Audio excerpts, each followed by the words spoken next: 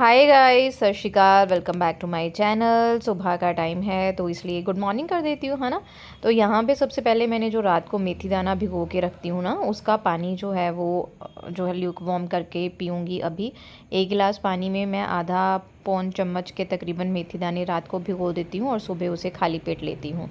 ये तकरीबन टाइम होगा 6 बजे के आसपास। और हृदय को मेरे 5 महीने का जो मेरा बेटा है उसे दूध वगैरह पिला के सुला के फिर मैं किचन में एंटर करती हूँ, ताकि वो आधा पौना घंटा सोया रहे। और यहाँ तब तक मैं जो है अपने बेटी, जो मेरी बेटी 8 साल की है, उसका खाना, नाश्ता, लंच वगैरह प्रिपेयर कर लूँ। कभी कभी तो बहुत अच्छे से हो जाता है, कभी कभी बहुत मेहनत करनी पड़ती है क्योंकि हृदय साथ ही उठ जाता है। तो यहाँ मैं नीचे बैठ के पानी पीने वाली हूँ। हालत मेरी लिबड़ी तिबड़ी सी इसलिए है क्योंकि मैंने ऑयलिंग भी बहुत ज़्यादा कर रखी है। और दूसरी बात ये है कि पता नहीं ब्रेस्ट फीड करवाने की वजह से या जो भी मेरे शरीर में दिक्कतें हैं उनकी वजह से मुझे गर्मी बहुत ज़्यादा लगती है। फ़ैन अभी नहीं चला सकती दोनों बच्चों के कारण, तो क्योंकि छोटा बच्चा है अभी, इतनी ठंड है नहीं, इतनी गर्मी है नहीं है कि उनके लिए फ़ैन चलाया जाए। बट मेरी हालत बहुत ख़राब है तो मैं थोड़ा सा इजी पीजी रहने के लिए ऐसे झल्ली वल्ली बन के रहती हूँ। जो लोग मेरे चैनल पे नए आए हैं तो अगर आपको ब्लॉग अच्छा लगता है तो प्लीज़ लाइक सब्सक्राइब शेयर ज़रूर कीजिए। ऐसे ही मत चले जाइएगा, लाइक कीजिएगा, थोड़ा सा मोटिवेट हो जाऊँगी मैं। आज ऋत्वी के लंच बॉक्स में जा रहे हैं बड़ा पाव। आधी तैयारी मैं रात को ही करके सोती हूँ, जैसे कि आपके साथ शेयर करती हूँ, तो फटाफट से सुबह जो है वो काम निपट जाते हैं। यहाँ पे मैंने थोड़ा सा ले लिया है बेसन। बड़ा पाव की जो आउटर फिलिंग होगी जिसमें हम रैप करके इसे फ्राई करेंगे, आउट पता नहीं मैं क्या बोलना चाहती हूँ, खुद खुद ही नहीं पता चल रहा मुझे आज तो मैंने बेसन ले लिया, उसमें बेसिक से मसाले हैं, नमक, हल्दी, थोड़ी सी रेड मिर्ची और उसके बाद गरम मसाला डाला था। थोड़ी सी अजवाइन क्रश डाल करके डालूँगी, बेसन डाइजेस्ट हो जाता है अच्छे से। और उसमें थोड़े से मैं चिली फ्लेक्स डाल दूँगी, जो ऊपर कवरिंग लेयर आएगी बड़ा पाव की वो सुंदर आएगी। वैसे तो उन्हें पाव के अंदर ही दबाना है तो लेयर सुंदर आए ना आए उससे मैटर नहीं करता, चलो फिर भी अपनी मेहनत। थोड़ा थोड़ा पानी डालेंगे हम, अपना बैटर थोड़ा सा गाढ़ा रखेंगे हम, जैसे हम पकोड़ों के लिए रखते हैं ना, उससे थोड़ा सा गाढ़ा बैटर रखेंगे।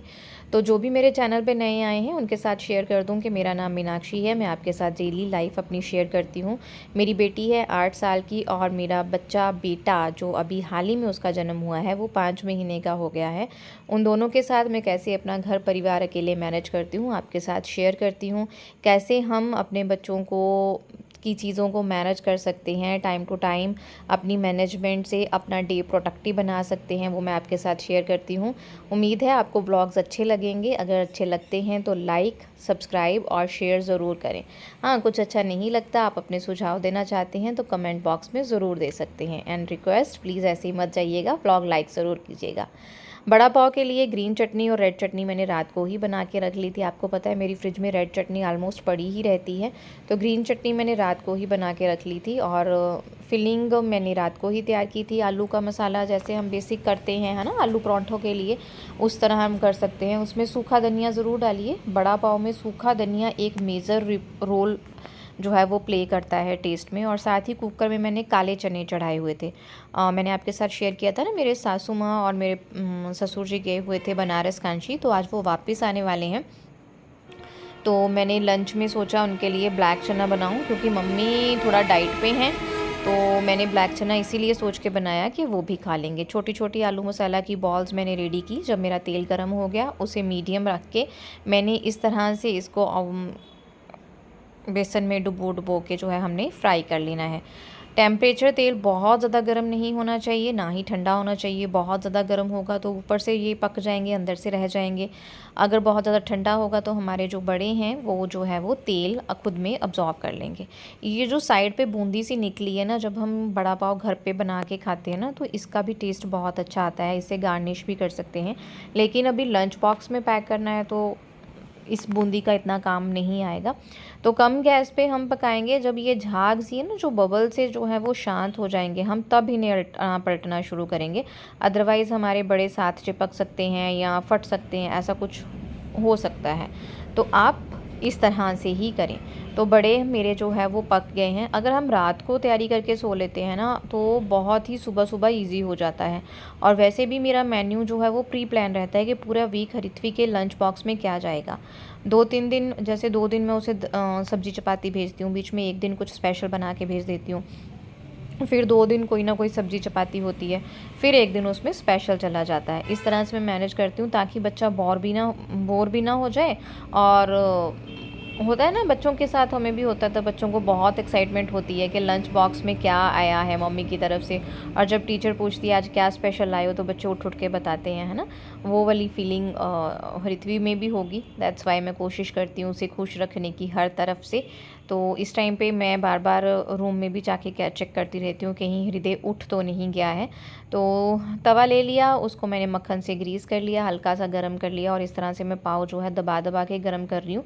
ये तो वैसे आपकी इच्छा है, आप किस तरह से करना चाहते हैं, कई फूले फूले भी करते हैं, लेकिन अगर आपको लंच बॉक्स में पैक करना है तो मैं दबा दबा के पैक करती हूँ, इनकी हवा निकाल देती हूँ। फिर ना हरिथवी सेट के मम्मा सॉफ्ट ही रहते हैं और खाने में भी सही ही रहते हैं, मतलब उनको ऐसा सूखा सूखा फील नहीं होता।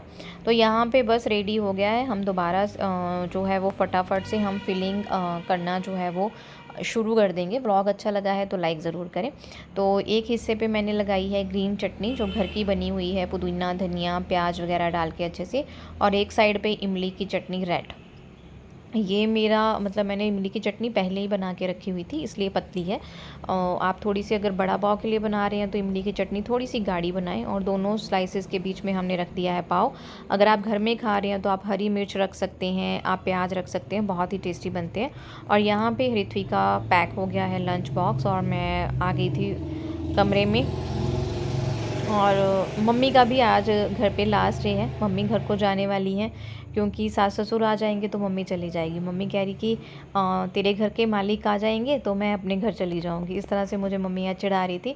तो यहाँ हृदय की नानी ने अच्छे से खूब से मालिश कर दी है। मुझे ना पता ही नहीं चलता है, कैमरा गंदा हो जाता है, इसे साफ़ करना है, कुछ नहीं पता चलता मुझे ना, लाइटिंग का पता चलता है।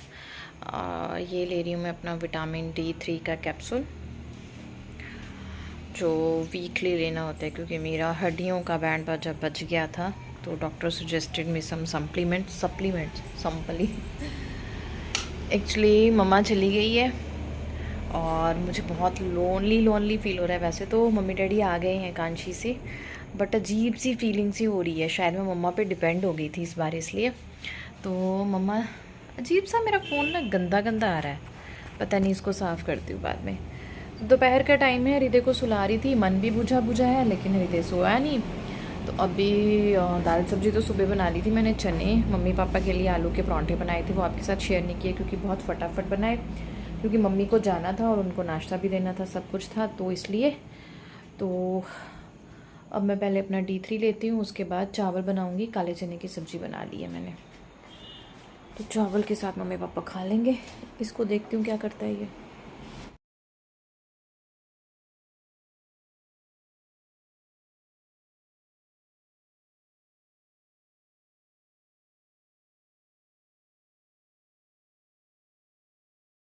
नानी मम्मा चली गई है दोबारा से,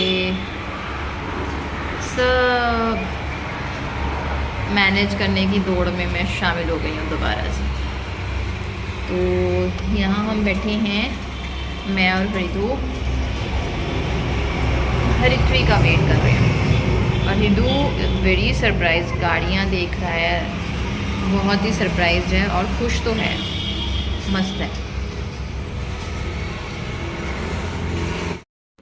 सो यहाँ हम बैठे थे, ऋत्वी की वेट कर रहे थे बस की, हम दोनों माँ बेटा। फिर मैंने थोड़ा ऐसी वीडियो बनाती रहती हूँ, कभी ऋत्वी के पापा को भेज देती हूँ, कभी अपने भाइयों को भेज देती हूँ, ऐसे ही चलता रहता है। तो मैं यहाँ पे डुअल कैमरा करके देख रही थी, मैं रिकॉर्ड करना चाहती थी हृदय के एक्सप्रेशंस कि कैसे वो देखता है ऋत्वी आ रही है।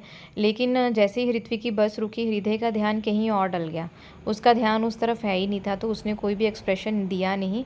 ऋत्वी देख रही थी वो एक्सप्रेशन देगा, लेकिन जैसे ऋत्वी ने उसे बुलाया और हृदय को जैसे ही पता चला कि ऋत्वी आ गई है, तो माय गॉड, उसका देखिए कितनी उसके मुंह पे स्माइल आ गई है ना। भाई बहन का प्यार ही यार ऐसा होता है।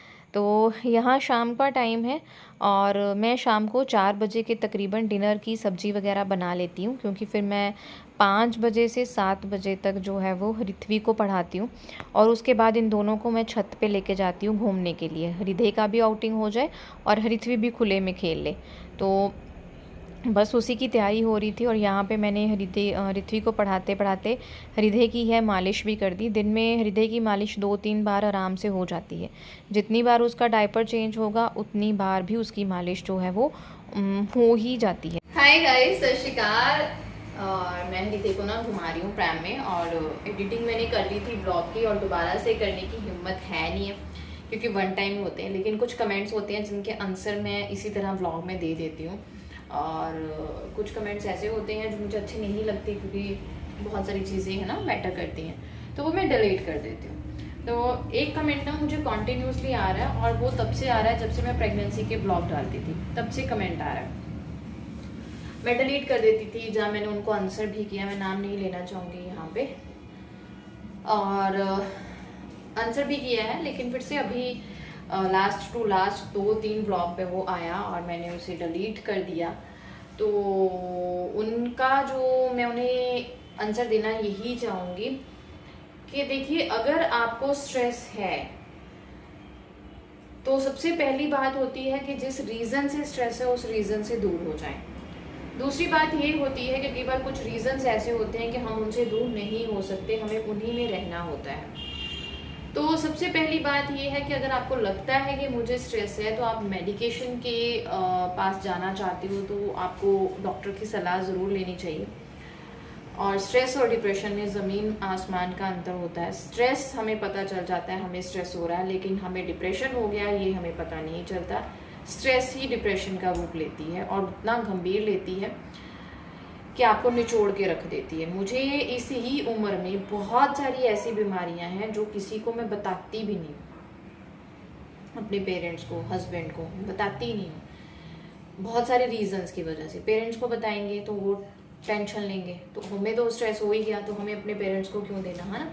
तो आप मेडिसिन के लिए जाएं, ज़रूर जाएं। बेस्ट है अगर आप कंसीविंग के चक्कर में, उन्होंने बताया कि मुझे 3 बार मिसकैरेज हो गया है और डॉक्टर सेड कि आपके स्ट्रेस के हार्मोन्स बहुत ज़्यादा इंक्रीज़ होते हैं, तो आप गायनी की सलाह तो ले ही ले, लेकिन एक अच्छा होम्योपैथिक डॉक्टर अपने आसपास ढूंढें। अच्छा मतलब जिसे बहुत ज़्यादा होम्योपैथिक की समझ हो, आप उसे ढूंढें और उसे दिखाएं।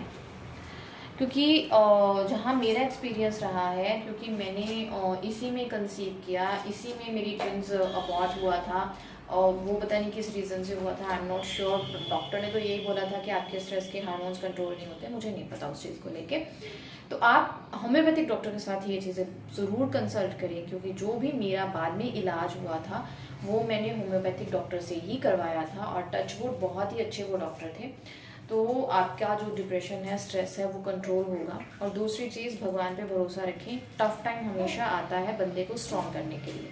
हाँ, ये ज़रूर है कि अगर डिप्रेशन टाइम रहते आप उसे दबोच लेना तो वो बढ़ता नहीं है। मेरे से दबोचा नहीं गया था, मेरा बढ़ गया और ऐसा बढ़ा है कि मुझे हर साल वो चीज़ होती है, हर साल।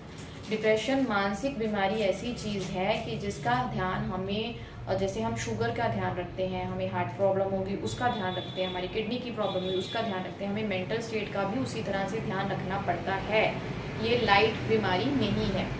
दूसरी बात, टाइम के साथ भगवान हमें स्ट्रॉन्ग बना देता है। जैसे मैं हूँ, अब मैं चले फिरे जा रही हूँ, मैं सब करती हूँ, मुझे देख के कोई बंदा जज नहीं कर सकता कि ये इतनी सीरियस मेडिसिन ले रही है या इतने सीरियस स्ट्रेस में ये है। मुझे कोई नहीं देख के बता सकता या मेरे काम को देख के नहीं बता सकता कि इसे ये, इवन के ऋत्वी के टीचर्स इस चीज़ को मानने के लिए रेडी नहीं होते, क्योंकि उसकी स्टडी मैं करवाती हूँ। ये तो बहुत मतलब बात की बात है। तो ये चीज़ है, अगर क्योंकि आप अब आउट ऑफ पंजाब हैं, अगर आप पंजाब में होते तो मैं आपको डॉक्टर्स भी सुजेस्ट कर देती, लेकिन मैं यही सुजेस्ट करूँगी कि अपने आप पे ना कंट्रोल रखना सीखें। कंट्रोल जितना आप अपने आप पे रख सकेंगे, सीधी सी बात, आपका डिप्रेशन कोई ठीक नहीं कर सकता, सिर्फ आप ही ठीक कर सकते हो, उसे आप ही कंट्रोल कर सकते हो। तो अपने आप को कंट्रोल करना सीखें। तो अगर आपको और कुछ चाहिए जानकारी हो आप कमेंट ज़रूर करें मुझे, मैं इसी तरह आपको जो है वो बता दूंगी। Thank you very much guys इतना ज़्यादा प्यार देने के लिए। सत श्री अकाल। ब्लॉग अच्छा लगा है उसे लाइक ज़रूर करें और चैनल अच्छा लगता है तो सब्सक्राइब भी ज़रूर करें। Bye guys. ये आपको दिखाओ मैं इसको देखिएगा कितनी दूसरी एक बंदा इसे मैं घुमा रही हूँ।